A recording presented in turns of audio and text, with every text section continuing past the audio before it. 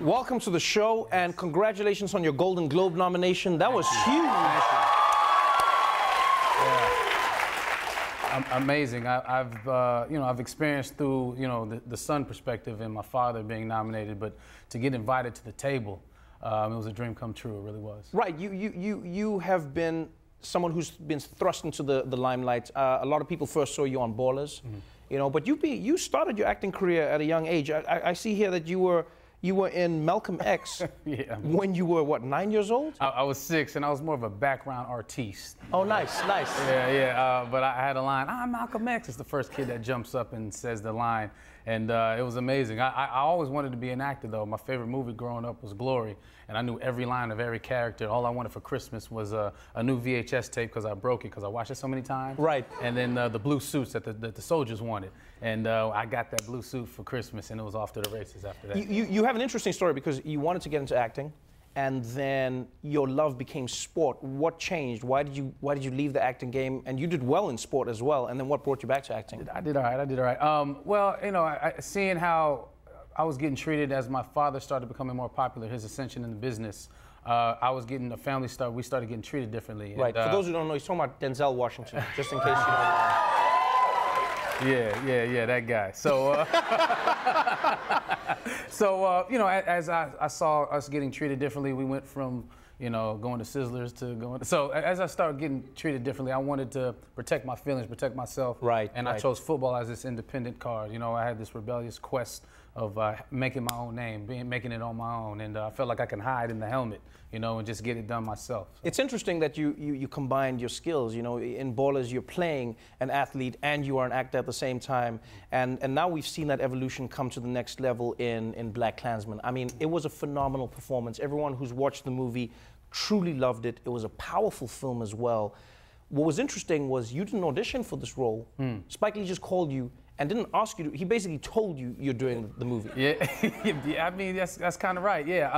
I had done a film called Monster for his wife, who's a producer on it, and he was familiar with some work I did on Ballers. But yeah, I got a text from him saying, "Yo, this Spike called me," like those were the words.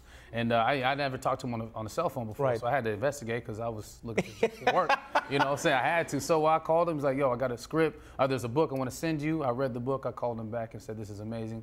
He said, "Bet, I'll see you this summer," and we just started going from there.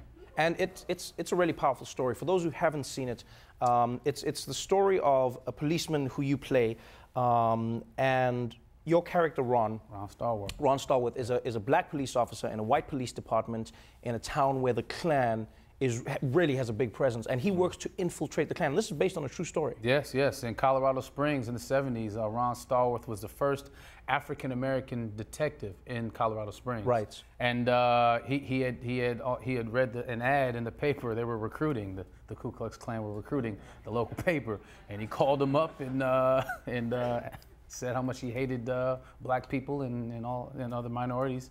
And they're like, "Great, we would love you to join." And what was crazy about this film is that, like, it shows you how powerful, ludicrous, and just wild racism as a concept is. Because, your character in the movie, I mean, you didn't even change your voice in the movie. You just have Ron calling the KKK and being like, "Let me tell you how much I hate the blacks." And they're like, "We love you."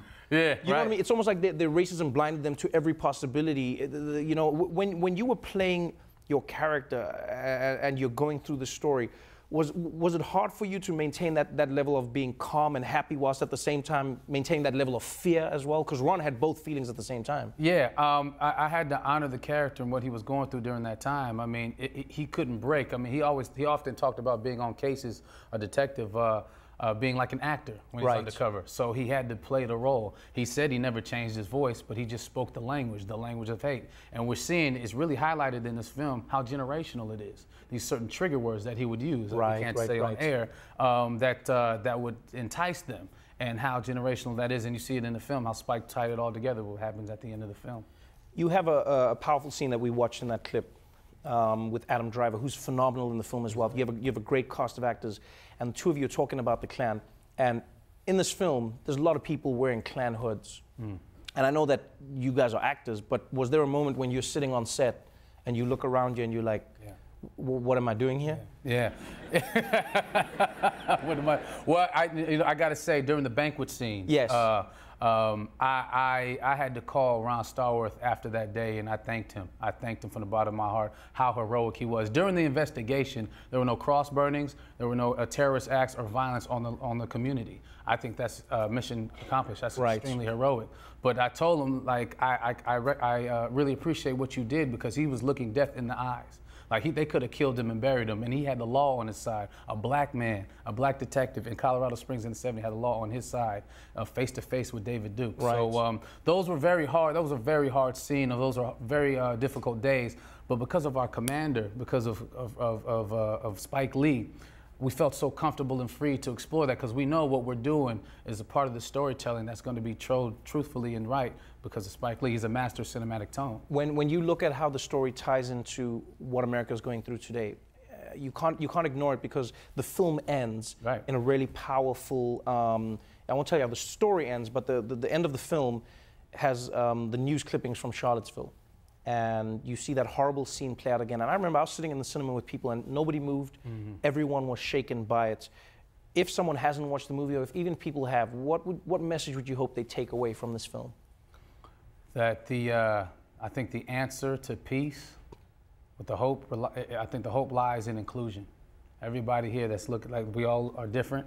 We all come from different spaces and backgrounds, but it's going to take us to come together. And I think the film lends itself to that kind of hope, because the mission was accomplished because of this, not just this black detective, but white officers that helped him and assisted him into this mission. So it's going to take inclusion. It's amazing, man. Good job on the film. I'm excited. Congrats on the Golden Globe nomination. I'm hoping we're going to see you nominated for an Oscar as well. BlacKkKlansman is in select theaters and available on Blu-ray, DVD, and digital. John David Washington, everybody.